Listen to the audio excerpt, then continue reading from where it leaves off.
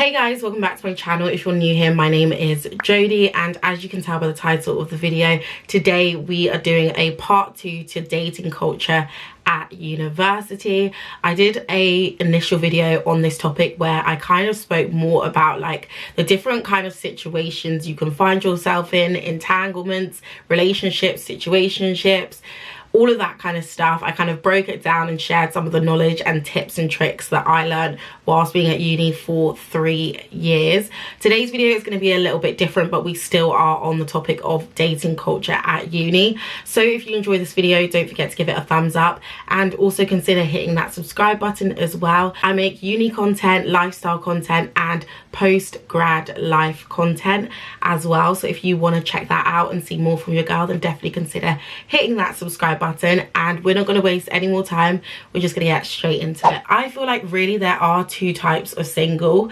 I think there's being single in the sense that you're not interested in anyone and you're not interested in getting to know anyone. You're not really interested in going on dates with people, you're not really interested in talking to people or going to that talking stage. You're just chilling, you're on your own, you're living your life, and that's just the way you want it to be. And then another type of single which definitely exists at uni as well is the single and ready to mingle, as they say. This type of single, you are ready to hit the town, you're open to talking to people, you want to go on dates, you're getting to know people, you might even have the dating apps on the go. Like, you're open to getting to know people, you're open to doing the talking stage, and you're just enjoying the process of getting to know different people. So I think those are the different types of singles, and like I said, neither of them are wrong, they're just different.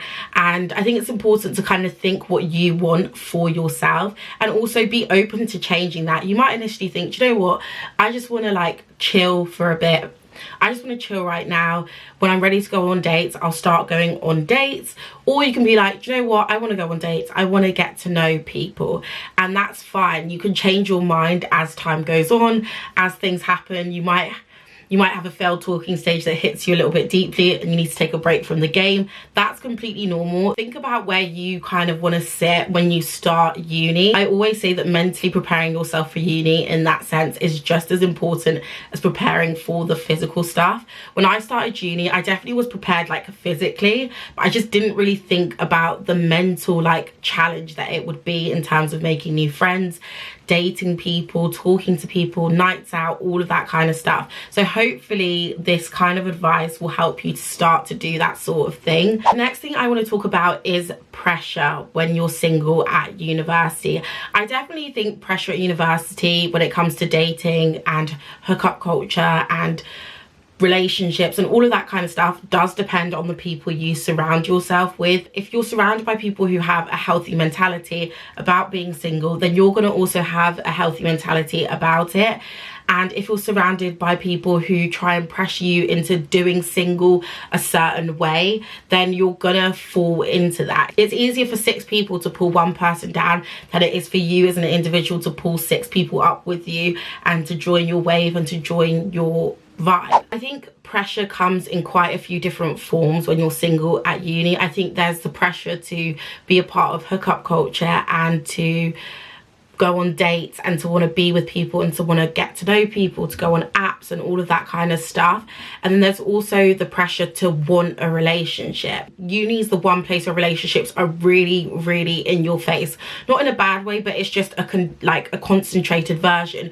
You wouldn't see that many people together in the real world, if that makes sense. You get more of a mixed bag. You might feel like you're the only one who's single, and because you are, you might feel like you then want that relationship. You then want to have a partner or to have that person that the people around you have. And what I would say about that is I don't think it's a bad thing to desire a relationship. I don't think there is anything wrong with that. I feel like sometimes other girls, other women try and shame women who do want a relationship and do want to be with someone and do want a significant other, and I don't think that's right. We're human, and wanting a partner, wanting to be married, wanting all those things, it's okay to desire those things. I think there's a difference between desiring something and being obsessed with something, being obsessed with the idea of having a boyfriend, being obsessed with wanting a relationship, so much so that you compromise any integrity or any like standard or the way the person might treat you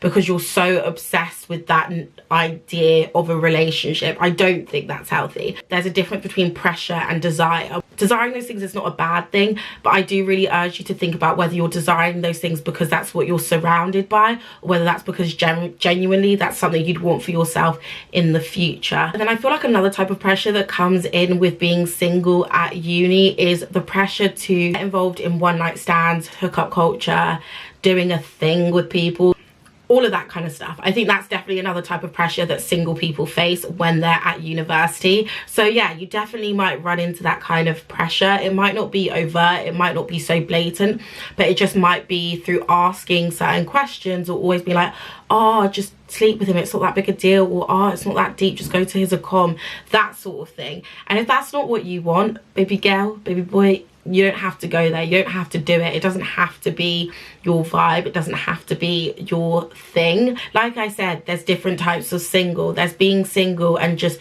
being cool with just waiting for someone. Not waiting, because like a man's not going to fall out of the sky, but it's okay to just want to just chill. And like if you meet someone and you feel like you're vibing, then going from there. But if you meet someone and you feel like you want to take it somewhere, then going for it. There could be that pressure which tries to make you question the way you're trying to do single. And anyone that tries to question the way you choose to live your life, or the way that you choose to do it in a critical way, then unless you're doing something rogue and that's not good for you, then I get that. But if it's just that you're choosing to do things differently to them, then they're bad vibes. You don't need that energy in your life, and they're clearly not a good friend. I do think as time goes on, you just kind of get more comfortable in how you want to live your single life. You are in control and you get to decide how you want to do it. I feel like just make sure the way you do it isn't just short-term gratification. Short-term gratification, temporary male attention, it dwindles, and then you're left dealing with the feelings. So just make sure when you're doing single life, or when you're single, you do it in a way that benefits you. Another thing I want to say about being single at university is when you do talk to people and you do go on dates and you do meet people, have your boundaries and have your standards. And when I say like your boundaries, your standards, your expectations, I don't mean that he has to be 6 foot, he has to have a beard, or that he has to be a basketball player, or that he has to wear Balenciaga. Those things do not make a difference to your life and how the person's going to treat you. They're not going to make your relationship with that person better. Like, it's not going to improve the quality of your relationship in any way. So when I say standards and expectations, I mean like the way the person treats you, the way the person treats your friends, all of that kind of, and just people in general, all of that kind of stuff. Yes, you can have standards, you can have expectations on those sorts of things. I'm not like, in fact, if you don't, make a list. But one thing I will say, make sure you can meet them yourself. You shouldn't expect anything from anyone that you can't do yourself. It's very hypocritical to expect someone to treat you with respect if you're yapping and your mouth is moving a lot like a rat, and you're always ready to cuss the person out and to jump on them for one small mistake they make. If you're asking them to be understanding, you should try it as well. So when you are going on dates, when you are talking to people, have your standards and your expectations in the back of your mind, and have your boundaries. If there's certain things that you're not cool with, you have a right to say it. And if the person thinks you're lame for having those boundaries, if the person thinks, you're stush, or any of those things, then boy, bye. Don't let the door hit you where the good Lord split ya, darling. If they don't respect that, or they try and change your mind about that, or twist your arm, then they need to 10 toes out of your life. Like, you're dodging a bullet. Like, take that as a sign that it's just not gonna work from the jump. And this is kind of the last thing I want to finish with about being single at university, is have fun with it, enjoy it. Don't see it as a burden. Like, when you're single, there are so many things that you can do. You don't have to answer to anyone else, and you have the opportunity to get to know different people and to realize what you do and don't like.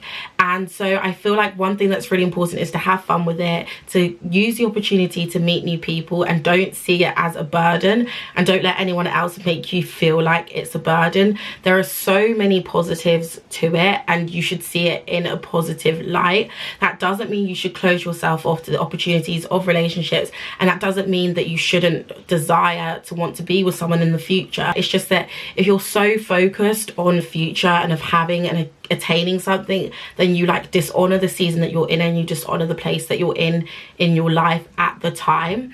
And sometimes this season is to teach you something. So that is going to be it for this video. If you enjoyed it, don't forget to give it a thumbs up, and also hit that subscribe button as well for weekly videos. And my social media will be linked down below, and I'm going to see you guys in my next video. Bye.